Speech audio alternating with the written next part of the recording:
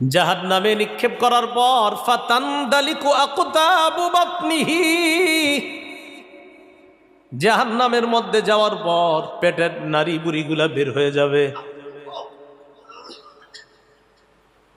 পেটের নারী বুড়িগুলা বের হওয়ার পর ইয়াদুরু হাওলাহা কামা ইয়াদুরুল হিমারু বিররাহা,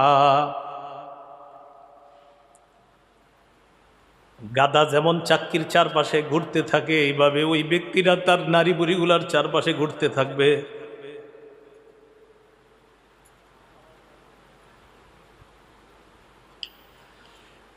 ফায়াজতামিউ ইলাইহি আহলুন নার, অন্যান্য জাহান্নামীরা তার কাছে আসবে।